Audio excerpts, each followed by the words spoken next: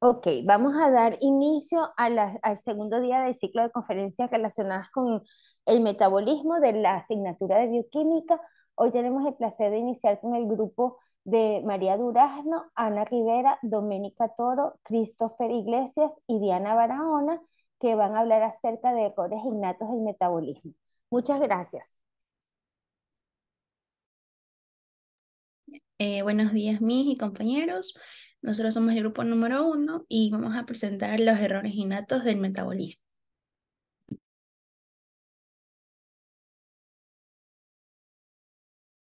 Bueno, para comenzar, los errores innatos del metabolismo también son conocidos como trastornos genéticos, que son enfermedades metabólicas hereditarias, las cuales son poco comunes, en lo cual el cuerpo es incapaz de convertir los alimentos en energía de manera apropiada. Estos trastornos son causados por defectos en los genes que codifican malas enzimas que son responsables de las reacciones bioquímicas necesarias para metabolizar los nutrientes. Buenos días, mi nombre es Ana Rivera y les hablaré sobre un antecedente en base a los errores innatos del metabolismo. Pues a medida que la ciencia y la tecnología avanzaron, se descubrió que defectos genéticos pueden alterar los procesos bioquímicos metabólicos. A finales del siglo XIX, médicos notaron enfermedades hereditarias que no se ajustaban a las expectativas de la herencia mendeliana clásica de ese tiempo, sugiriendo la idea de que ciertas afecciones podrían estar relacionadas con el desequilibrio de las vías metabólicas específicas. Sir Archibald Garrod, en 1902, postuló la teoría de que ciertas enfermedades podrían ser resultado de alteraciones en el metabolismo de sustancias específicas debido a defectos genéticos heredados, sentando así la base para el estudio de los errores innatos del metabolismo. Con el desarrollo de análisis bioquímicos y genéticos, se identificaron enzimas y sus roles dentro de las vías metabólicas, revelando las bases de trastornos hereditarios. El avance en la secuenciación de ADN y la genómica en las últimas décadas ha permitido una comprensión aún más profunda de dichos trastornos asociados al metabolismo y cómo estos han estado relacionalmente estrechos con las alteraciones en los genes. Ahora hablaremos sobre las causas y tipos de errores innatos del metabolismo. Los errores innatos del metabolismo pueden ser causados por una variedad de defectos genéticos que afectan diferentes aspectos del metabolismo. A continuación, daremos algunos ejemplos de errores innatos del metabolismo. Bueno, comenzaremos con los trastornos del metabolismo de los aminoácidos. ¿Qué sucede aquí? Es que cuando tenemos un trastorno del metabolismo de los aminoácidos, es un grupo de enfermedades genéticas hereditarias que afectan la capacidad del cuerpo para procesar de forma correcta ciertos aminoácidos, que son los componentes básicos de las proteínas. Es decir, es el resultado de unas mutaciones en los genes responsables de la producción de enzimas necesarias para descomponer y convertir los aminoácidos en productos útiles para el organismo. ¿Esto qué tiene como consecuencia? Cuando una persona padece un trastorno de estos, su cuerpo no puede descomponer uno o varios aminoácidos específicos de manera adecuada, lo cual puede llevar a una acumulación de aminoácidos no procesados y sus productos de desechos en el cuerpo, lo que puede ser tóxico y causar daño diversos a órganos y a sistemas. Y tenemos unos ejemplos. Tenemos la tirosinemia, que básicamente está causada por la falta de la enzima necesaria para metabolizar la tirosina, y la hemocistinuria, que se debe a la carencia de la enzima cistatoína beta sintasa, que es necesaria para metabolizar el aminoácido homocisteína.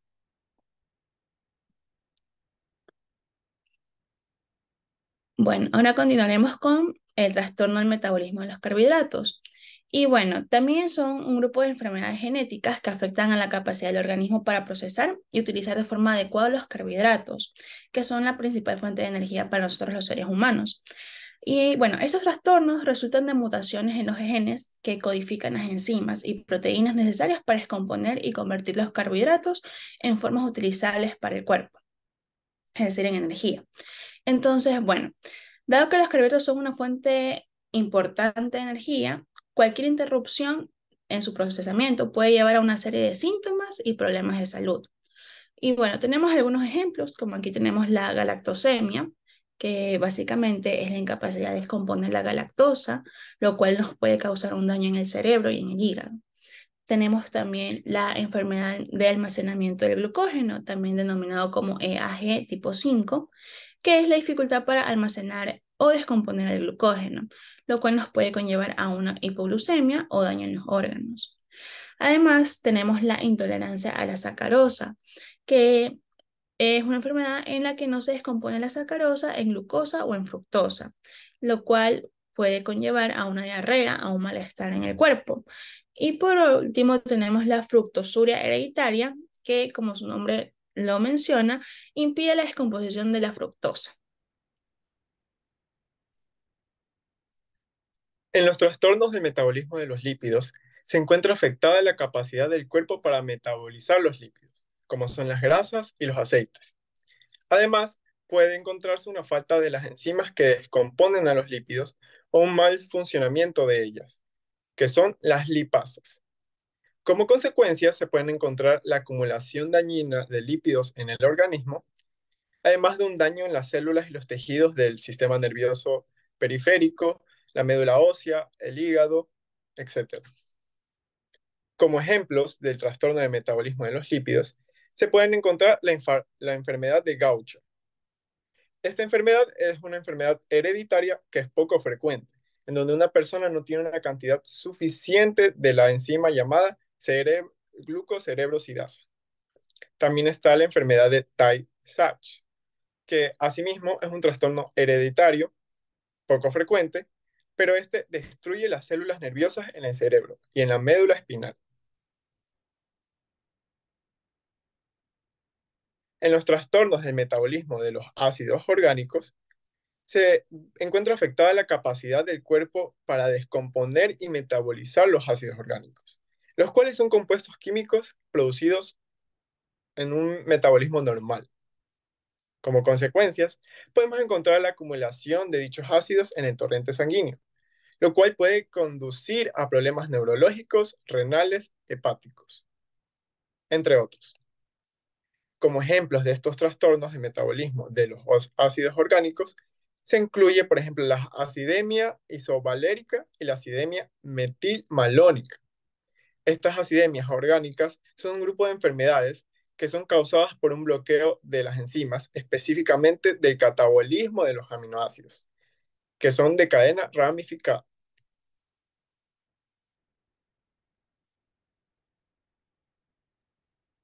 Sobre los síntomas y en los tratamientos, sabemos que los errores innatos del metabolismo son un grupo de condiciones caracterizadas por el cúmulo de sustancias tóxicas, producido habitualmente por un defecto enzimático. Hoy son un conjunto de patologías tratables. Estas enfermedades se manifiestan en la edad pediátrica desde las primeras horas de vida hasta hasta la adultez. Eh, Acerca de los síntomas, se pueden variar dependiendo del tipo y gravedad del trastorno. Algunos síntomas son comunes, incluyen el retraso en el desarrollo, problemas neurológicos, dificultades alimentarias y además defectos congénitos entre ellos. Acerca del tratamiento, también varía según el tipo y gravedad del trastorno. Se pueden requerir cambios en la dieta, restricción de ciertos nutrientes. eh, Además, es importante destacar que el tratamiento temprano y adecuado puede ayudar a controlar los síntomas para prevenir complicaciones a largo plazo. También para el tratamiento tenemos el tratamiento en el cual se evita la producción endógena de metabolitos tóxicos para favorecer el anabolismo. También tenemos el suplemento de sustratos en el que se encuentran las vitaminas y también terapias específicas de la enfermedad que se inician cuando se tenga diagnóstico acertado definitivo. Existe también la remoción de sustancias tóxicas en el cual el tratamiento nutricional intensivo y la suplementación de sustancias descritas debieran en muchos casos mejorar el cuadro que se presenta en la enfermedad. Y también existen otras terapias, las cuales han avanzado gracias a los avances tecnológicos en los últimos años, los cuales se basan en realizar terapias alternativas desde la edad pediátrica. En resumen, los errores innatos del metabolismo representan una fascinante intersección entre la genética y la bioquímica que puede tener consecuencias significativas para la salud humana. Estos trastornos resultan de defectos en las enzimas o procesos metabólicos clave, lo que lleva a la acumulación de metabolitos tóxicos o deficiencia de moléculas esenciales. A través del estudio de estos errores, podemos profundizar nuestra comprensión de la bioquímica subyacente y cómo los pequeños cambios moleculares pueden tener un impacto profundo en la función celular y sistémica. La detección temprana y el manejo adecuado de estos trastornos son esenciales para prevenir daños a largo plazo y mejorar la calidad de vida de los pacientes. Al investigar y abordar los errores innatos del metabolismo, continuamos desentrañando los misterios de la bioquímica humana y avanzando hacia una medicina personalizada y basada en la comprensión molecular. Por lo tanto, el estudio de la bioquímica y el metabolismo es fundamental para entender los errores innatos del metabolismo, la identificación de la enzima o proteína alterada. El diagnóstico y el tratamiento de los EIM dependen del conocimiento de la bioquímica y el metabolismo. Muchas gracias por su atención. Excelente, chicos. ¿Hay alguien del grupo que quiera hacer alguna pregunta o algún comentario de los participantes? Lo puede poner, las preguntas se pueden poner en el chat sin ningún problema. Por favor, no estén nerviosos, es parte del proceso. Yo sí tengo un par de preguntas. Una es, el grupo de ustedes todos son nutricionistas, ¿verdad? Son de nutrición. Yo les digo nutricionistas como que ya están graduados. Ana Keila, por favor, te doy la palabra para que puedas hacer una pregunta. Ya, Miss. La pregunta que yo tengo es, ¿por qué los trastornos del metabolismo de los lípidos suelen ser hereditarios? Esa parte quisiera que me pudieran explicar un poquito más. Gracias, Ana Keila. Eh, o sea, yo Cris. puedo responder. Ujú. Y es esto, o sea, los trastornos de metabolismo de los lípidos suelen ser hereditarios por mutaciones genéticas que afectan justamente la función de las enzimas responsables del procesamiento y la regulación de los lípidos en el cuerpo. O sea, que serían las lipasas, como dije anteriormente. Excelente, gracias. En general, las enfermedades del grupo de las errores innatos del metabolismo suelen ser en su mayoría hereditarias, incluso no solo las de los lípidos, sino algunas más. Pero en específico, la de la deficiencia de los aminoácidos está unida a nuestra evolución natural, que nosotros de una u otra manera descartamos ciertas rutas metabólicas y dependemos de los aminoácidos esenciales y eso lleva, como dijeron ellos, a la deficiencia en la síntesis de algunas enzimas que están asociadas a esos aminoácidos. Espero que te haya quedado claro, Ana Keila. Sí, Miss, muchas Ok, gracias. gracias a ti. Bueno, todos los del grupo van a ser futuros nutricionistas. Ujú. Mi pregunta entonces va en el sentido de, ¿ustedes creen que la información que estudiaron es relevante para luego su desempeño profesional? Ahí me dice Christopher que sí. ¿Quién más me contesta? ¿Alguien que me conteste algo ahí en palabritas? O sea, en general, o sea, no solamente porque involucran enfermedades hereditarias como ya vimos anteriormente, sino también que, o sea, relacionan las enzimas justamente, que son las amilasas, las lipasas, entre otras. Entonces, como que esto es importante que nosotros lo conozcamos porque justamente, o sea, son estas enzimas las que nos ayudan a descomponer los alimentos como los carbohidratos, las proteínas, los lípidos, justamente. Entonces, es bastante importante para nosotros saberlo para ayudar a justamente las personas que padezcan de estos trastornos o no necesariamente que los padezcan, sino que sepan justamente de lo importante que son las enzimas en nuestro cuerpo. Ok, y durazno, durazno, yo tengo la cosa de llamar durazno, perdóname. María José, O gracias, sea, Cristo. también nosotros como futuros nutricionistas, se mencionó la parte del tratamiento de la restricción de nutrientes. Esto nosotros los podemos hacer mediante las dietas, algunas dietas específicas que sean en base a, a las comidas que son o sea, planeadas para cada tipo de La paciente o qué enfermedad intervención, tiene. Ajá. exacto, la intervención de ustedes es fundamental. Si bien es cierto que lo que dice Christopher tiene mucha razón, que si tú no tienes un conocimiento profundo de esto, pues te puede llegar un paciente y no tener ni idea, pero definitivamente el papel que jugarían ustedes sería en el proceso de intervención, que es decidir cuál es la dieta más adecuada para que la persona pueda entonces sobrellevar. Es más, muchas de estas enfermedades metabólicas, no sé si tuvieron la oportunidad de verlo, se solucionan con una intervención dietética. La persona cambia su dieta y no necesita un tratamiento más ni medicamentos, sino que eso es suficiente para pasar la enfermedad. ¿Algún otro comentario? ¿Algún otro de los compañeros quería hacer algún comentario? No.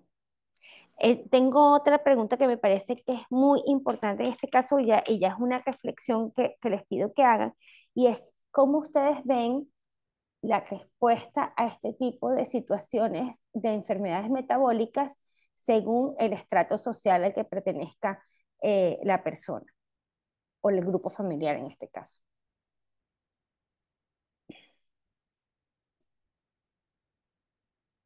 Ya les digo que esta es de ustedes mismos, de su opinión.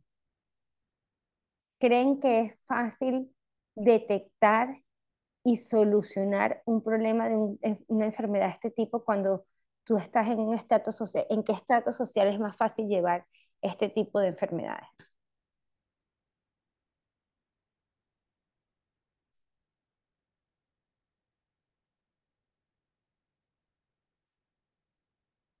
Si no es el grupo, puede ser cualquiera de los compañeros que puede contestar. Miss, Ajá. este, bueno, considero que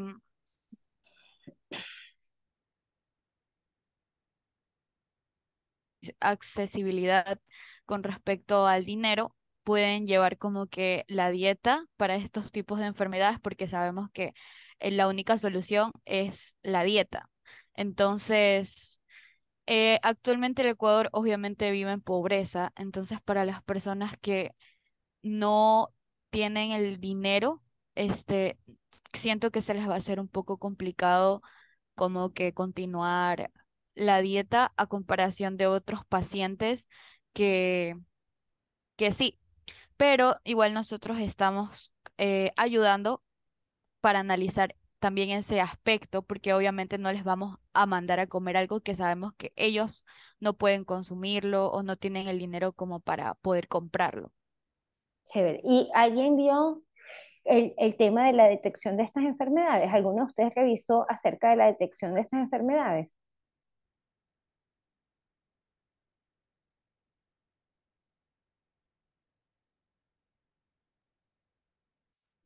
¿Quiénes se hacen esta prueba?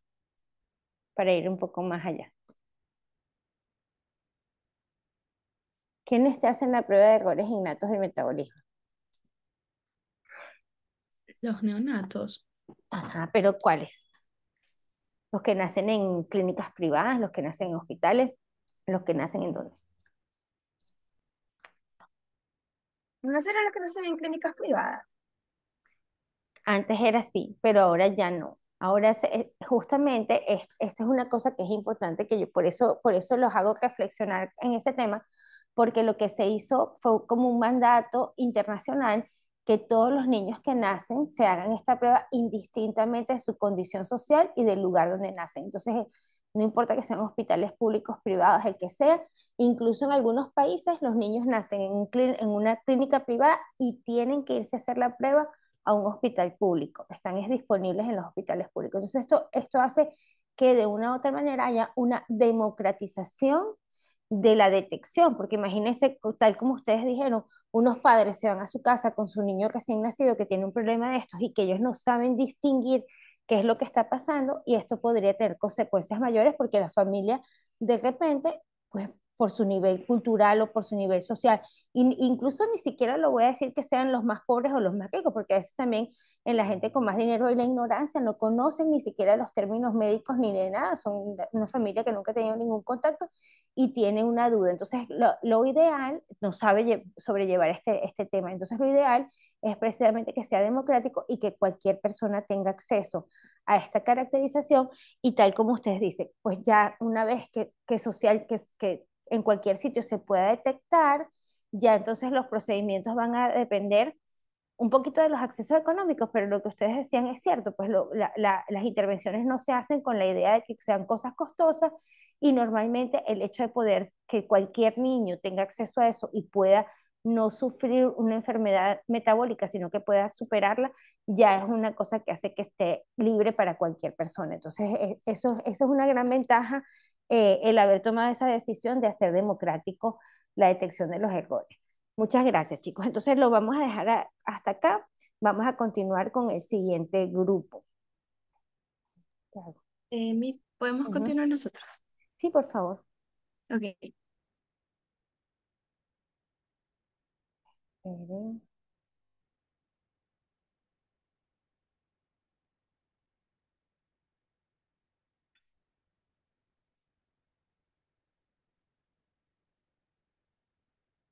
Ok. El grupo que va a presentar a continuación es el grupo compuesto por Andrés Guerra, Luis Garcés, César González, Paola Montero, Daniela Comero y Sheila Ceballos, y ellos van a hablar acerca de las promesas anti-envejecimiento. Muchas gracias.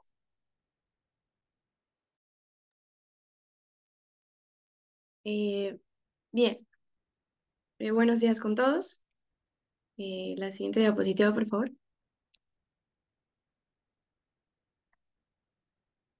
Bien, en esta parte me gustaría que los oyentes también puedan participar. En esta imagen tenemos pues un hombre que se ve que tiene avanzada edad y me gustaría que adivinen la edad que tiene esta persona. Mm, ¿Tal vez alguno? Yo digo, Ok, tiene 80. ok. Ujú. ¿Alguien más? 90, 78. 90, 90. ¿Ya? 85. 85. Ok. Doménica dice por aquí 80 también. 85. Alguien se fue para allá y puso 98. Vamos a ver cuál es. Bien, la persona que está ahí es mi abuelito y acaba de cumplir 92 años. Y al igual que el tema que vamos a presentar hoy, que es sobre eh, las promesas del antienvejecimiento, mi abuelito a mí me asombra muchísimo porque es una persona que aún camina, o sea, tiene su finca y camina todos los días a ella, la trabaja, tiene una memoria impecable, no usa lentes para ver, oye perfectamente y pues su alimentación siempre ha sido muy cuidada. Entonces, pensaríamos que lo más lógico en estos tiempos es que las personas tengan un promedio de vida muchísimo menor de de quienes vivían antes, porque ahora tenemos el consumo de sustancias dañinas, la comida rápida, la exposición a productos químicos, pero no. El conocimiento muy aparte de la biología molecular como aspectos sanitarios, una alimentación adecuada gracias a nutricionistas y los sistemas de salud han permitido que la esperanza de vida aumente. A principios del siglo XX, en los países desarrollados, para los hombres y mujeres, la edad se estimaba que era de 50 años. 100 años después, la edad media es de 77 años y se provee que para el 2025 las personas lleguemos hasta los 85 años de edad. Pero ¿qué realmente pasa a medida que vamos creciendo? ¿Y a qué atribuimos la palabra envejecer? El envejecimiento se trata de un fenómeno biológico complejo que se produce por la acumulación de daños celulares irreparables en distintos tejidos, que conlleva a un deterioro progresivo del funcionamiento del organismo asociado a la edad. Estos daños irreparables que provocan mutaciones en las células y que modifican las proteínas encargadas del buen funcionamiento del organismo. Se han identificado 9 procesos biológicos que caracterizan el envejecimiento. Entre esos podemos encontrar la inestabilidad genómica, como las mutaciones, el desgaste de los telómeros, que evita que el ADN se dañe. Tenemos también las alteraciones epigenéticas, la pérdida de proteostasis, la desregulación de la detección de nutrientes, la disfunción mitocondrial, las células senescentes, el agotamiento de las células madre y la alteración en la comunicación intercelular. El envejecimiento modifica el metabolismo, es decir, los procesos físicos y químicos en el organismo. Como consecuencia, en general, las personas de mayor edad con el tiempo pierden peso, pues ingieren menos cantidad de comida, presentan saciedad precoz y alteraciones en la apreciación sensorial de los alimentos, desembocando en un bajo sistema inmune, favoreciendo a las infecciones, a la presencia de úlceras, a la mala cicatrización de heridas, a estancias hospitalarias más prolongadas, una mayor vulnerabilidad y mortalidad. El proceso de envejecer limita el tamaño de las poblaciones y acelera el cambio de las generaciones para adaptarse apropiadamente a las modificaciones en el ambiente. Desde la Segunda Guerra Mundial, científicos se han dado la tarea de investigar estos procesos que permitan ralentizar e incluso frenar el envejecimiento, con el objetivo de mejorar la calidad de vida y la creación de soluciones que nos permitan una armonía entre los organismos presentes en el planeta. Estudios como el uso de los exosomas, la metformina, las hormonas de crecimiento, están siendo un hito para este gran misterio biológico. Pero ¿cómo funciona cada una de ellas? Los exosomas son nanopartículas constituidas por microvesículas secretadas por las células con efecto en la matriz extracelular, que tienen aproximadamente un tamaño de 30 a 100 nanómetros, con una actividad biológica similar a la que tienen las células. Fueron descritas por primera vez hace 30 años y desde entonces están implicadas en la comunicación célula-célula y la transmisión de estados de enfermedad, y se exploran también como un medio para el descubrimiento de los fármacos. Las exosomas pueden retrasar la senescencia celular, que como se mencionó antes, es un efecto del envejecimiento. Promoviendo la síntesis de nicotinamida adenina nucleótido o la NAD+. También se ha demostrado los potentes exomas derivados de células madre inducidos por los humanos, que pueden retrasar la senescencia de fibroblastos al inhibir la síntesis del factor beta-galactosidasa, que está relacionada con la senescencia. Estos hallazgos implican que los exosomas producidos a partir de esferoides cultivados en 3D tienen capacidades anti-envejecimiento y también pueden usar para tratar y prevenir procesos del envejecimiento de la piel. Por otra parte, la metformina, utilizada para el tratamiento de la diabetes, es capaz de regular directamente la máquina molecular del envejecimiento. ¿Pero cómo actúa? Este fármaco suprime la producción de la glucosa en el hígado y aumenta la sensibilidad de los receptores de las células de la insulina. También se sabe que mejora la actividad de la enzima AMPK, que es capaz de simular los efectos de la restricción calórica, una de las pocas actuaciones demostradas para alargar el periodo de vida saludable, ya que está relacionado con el sistema inmunológico. Esto podría explicar la capacidad de la metformina para incrementar la longevidad en los animales en el laboratorio.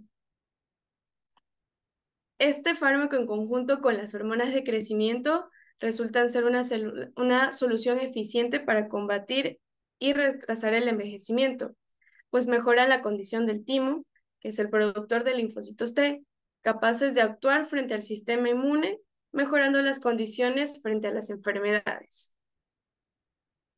Adelante, mi compañero Luis. Bueno, sí, Daniela, tienes toda la razón. Se ha utilizado fármacos para inhibir el envejecimiento. A su vez, en acompañamiento con la metformina, tenemos a la rapamicina, la cual esta ha sido una pastilla milagrosa, por así decirlo, para inhibir el envejecimiento, pero tiene daños secundarios. Por ejemplo, hay especies que tienen cortos los telómeros de los cromosomas, tienen unos daños, pero estos estudios han sido ayudantes hacia el estudio de otras enfermedades como la anemia aplástica o, o la fibrosis pulmonar. En la clínica Life en Hong Kong, en China, se utiliza la inyección de nutrientes para impulsar a las hormonas de crecimiento para inhibir o sea, para inhibir el envejecimiento. Entonces, los científicos han ido en acompañamiento con algunos científicos de China también para buscar qué fármacos pueden ayudar a inhibir el envejecimiento sin tener daños secundarios en las especies. Entonces, con una síntesis de la información dada como grupo, creemos que resultarán en un avance relevante para los seres humanos, ya que lograríamos tener más oportunidad de tiempo para dedicarlo a los estudios que nos permita desarrollar nuevas tecnologías para beneficio de todos. Sin embargo, nos hacemos también las preguntas: ¿qué pasará con el planeta cuando una sobrepoblación exista al no envejecer? ¿Estamos preparados para estos avances en la ciencia? ¿Acaso los recursos se agotarán o quedarán limitados? Es por eso que como estudiantes en áreas relacionadas con la vida, tenemos una gran tarea de seguir investigando de manera multidisciplinaria sobre estos temas misteriosos que se nos presentan. Muchas gracias.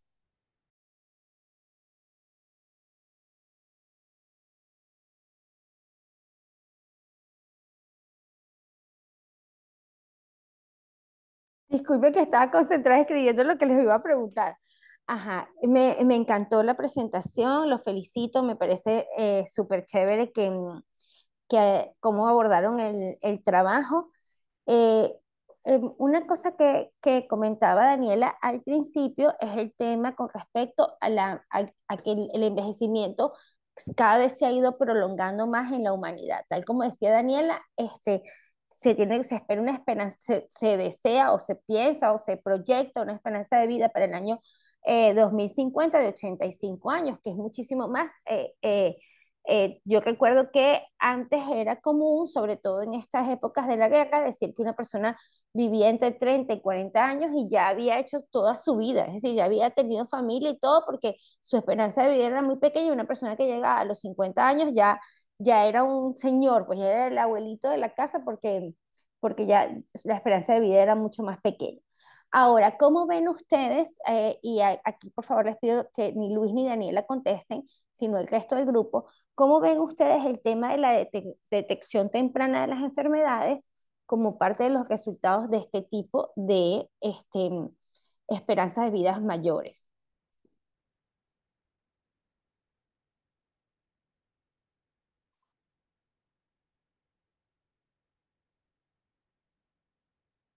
Están pensando.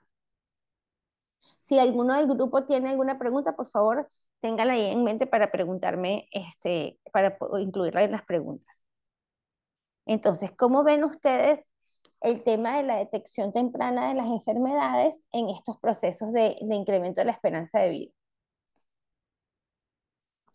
Bien, pues sí, se puede determinar una enfermedad a temprana, al tiempo temprano. Esto va a permitir que la persona pueda prolongar su vida porque se puede controlar antes y se puede hallar una solución, tal vez. Ujú. Así como en el cáncer, cuando lo encuentras en una temprana etapa, es muy posible y son mayores las probabilidades de que pueda sobrevivir. Excelente, muchísimas gracias. Por ejemplo, Paola, antes una persona tenía cáncer de mama y era prácticamente desahuciado automáticamente. Y hoy en día el cáncer de mama no es una enfermedad que se supera, es una enfermedad, pues, porque antes el cáncer, era como la muerte, y actualmente ya es una enfermedad que puede pasar por un proceso y la persona salir adelante. Muchas gracias por la respuesta. hago la siguiente pregunta. ¿Dónde está el timo? Esto es para todo el mundo, incluidos los del grupo, por supuesto, pero también para el resto. ¿Dónde se encuentra el timo? Es algo que casi nadie sabe. El que quiera que pueda contestar, que me diga dónde está el timo. No, no, pero no estén googleando. En el corazón y por el esternón. Frente al corazón y en el esternón, gracias a Christopher. Y el timo se encuentra donde uno dice yo. Fíjense, si yo digo yo, si yo me señalo a mí mismo y digo yo estimulo mi timo. Y es una cosa que en los últimos años las sociedades se han vuelto cada vez, como dicen, menos egocéntricas, ¿no? La gente, hasta incluso es mal visto que tú digas, yo he hecho tal cosa, y resulta ser que hemos dejado de estimular nuestro timo por quitarnos nuestra posibilidad. Entonces, cada día, díganse, yo me quiero mucho. Así se ponen en la mañana cuando se levantan, se ponen en la cama y se dan así un estímulo en el timo y dicen, yo me quiero mucho, soy una persona maravillosa. Y ustedes van a ver que se tocan en el timo y se sienten mejor.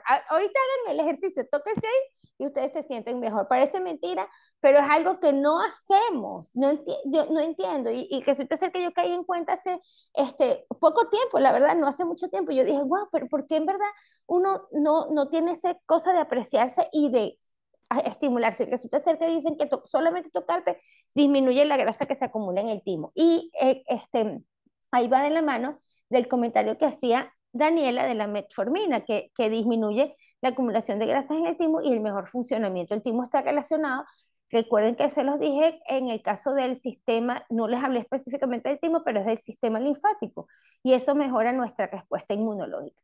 Y ahora, en base a eso, cualquiera del grupo, por favor, que me conteste, ¿para qué es la metformina? No recuerdo haber escuchado a Daniela decir específicamente cuál es el uso común de la metformina. Para la diabetes, o sea, que se la utiliza para la- Ajá, está bien, sí, es un medicamento que se utiliza cuando se empieza a tener este síndrome metabólico.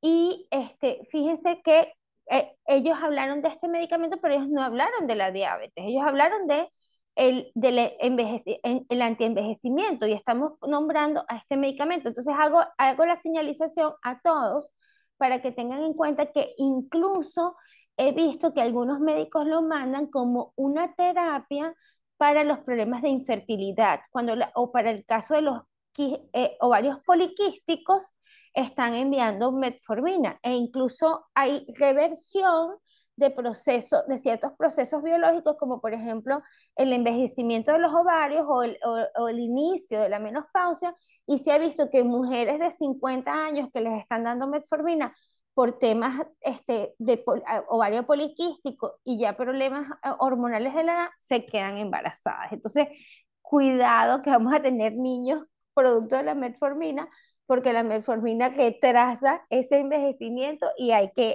los niños le van a poner el nombre metformina. Este, eh, Otra pregunta que les tenía, ajá, y esta ya también es una pregunta específica para Daniela. Daniela, ¿tu abuelito nunca ha presentado ningún tipo de patología? Eso es lo que más me llama la atención, porque en realidad de enfermarse, yo sí le he preguntado, la verdad, o sea, como qué hacían, con qué se curaban antes. Él, la verdad, todo es medicina natural. Natural.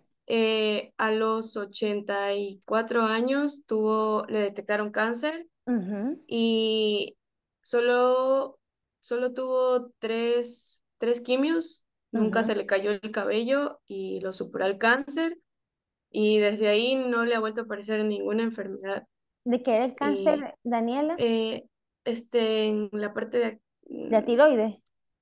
ajá, Ah, ok, bien, está bien. Bueno, si tuvo una sí, patología y si se la pudieron detectar, esa parte es bien interesante. Yo sí, tengo a mi claro. Ujú. abuelita, debo decir, aprovechando que Daniela presumió a su abuelito, que me encantó, gracias, porque es una cosa bellísima. Una de mis abuelitas falleció ya yo estando aquí en Ecuador, y ella falleció con 93 años. Y ella sí tuvo ciertas patologías, nunca tuvo diabetes, siempre tuvo temas con los lípidos, colesterol y triglicéridos altos, pero nunca, así como dice Daniela, nunca perdió la memoria, ya está, más bien mi familia está estresada ya en su fase final porque sabían que ella estaba consciente de que estaba en un proceso ya de que iba a fallecer, porque como siempre estuvo con la mente tan clara, a veces llega a ser hasta un poco mal porque bueno, se reconocen que están pasando un proceso biológico que están para fallecer. Entonces, esa cosa es un poco dramática. Pero así tal cual se mantuvo bastante bien de salud y tengo todavía una abuelita viva que tiene 94 años, ella sí ya tiene un tema de Alzheimer, la única patología que tuvo ella fue una osteoporosis, entonces eso le restó, yo siento que está allí y por eso me gustó eso que dice Daniela, que dijo Daniela, lo primero dijo, todos los días camina. Entonces, esa es una recomendación bien interesante para, en general, para todos nosotros, incluso no tenemos que ser viejitos para eso, considerar todos los días caminar, aunque sea un poquito, porque parece ser que ese caminar todos los días hace una diferencia en la llegada a la edad adulta.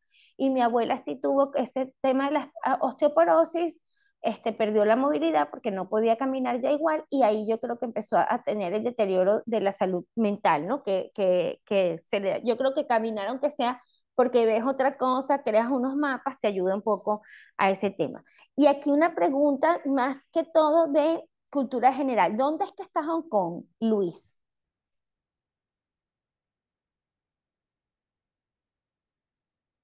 No te escucho. Eh, está, con- está en China. Ajá, todos pensamos a veces que cuando dices Hong Kong que está en China, pero Hong Kong no está en China, está en Taiwán y Taiwán está en Ah, sí, reclamación. De dejó hecho, de ser parte de China. ajá, era de Inglaterra, era una colonia inglesa y ahora pertenece Se volvió está como independiente. está independiente, pero los chinos la están reclamando. Y hago Sí, este comentario porque en verdad es interesante que Hong Kong tiene unas características económicas fuera de lo normal. Entonces, al tener una cantidad, unos ingresos de dinero y unas condiciones económicas diferentes a los demás, ha traído como consecuencia que allí hay mucho trabajo relacionado con antienvejecimiento. Ellos invierten incluso en embellecimiento. Y los otros días me di cuenta que en Corea también es un tema súper normal irte a la clínica estética y que te pongan el botox aquí, la no sé qué cosa, el aclaramiento de la piel, que en términos generales para uno no es tan común, pues y allí está muy asociado en el mantenimiento. Y quería aprovechar de decirles una cosa, cuando hablaron de la falta de recursos y crecimiento poblacional, que era lo último que estaba anotando, que este tema de la falta de recursos que tú nombraste y que puede ser también el control del crecimiento poblacional, una vez que se tenga un envejecimiento tan prolongado, pues vamos a tener más personas y tal vez los recursos van a estar limitados. Y un ejemplo de un control que no es precisamente muy bueno de la población es lo que ha sucedido por años en Cuba. En Cuba no dejan subir la población más de 15 millones. Entonces, en Cuba es normal, es considerado una práctica súper normal el aborto. Si una persona con una cierta edad queda embarazada, por ejemplo, niñas jóvenes entre 16, 17, 18 años, automáticamente se toma la decisión de que aborten y se utiliza casi que como un medio anticonceptivo el aborto, cosa que no debería ser normal, incluso por las implicaciones a la salud femenina que tiene eso. Y lo otro que es que cada cierto tiempo también toman decisiones de dejar que se vaya gente, que tenga la decisión de irse porque los recursos se hacen muy pequeños. Y entonces eso es un ejemplo de que tener poblaciones tan envejecidas también podría traernos ciertos trastornos desde el punto de vista de lo que estamos hablando. Pues bueno, muchísimas gracias, los felicito. Voy a parar por completo, voy a detener la grabación para que se haga una grabación más corta, porque si no, entonces se nos va a hacer muy largo. Espérense que voy a parar, voy a, esperen un momento que no lo voy a poner en pausa, sino que lo voy a detener por completo para ver si entonces logramos que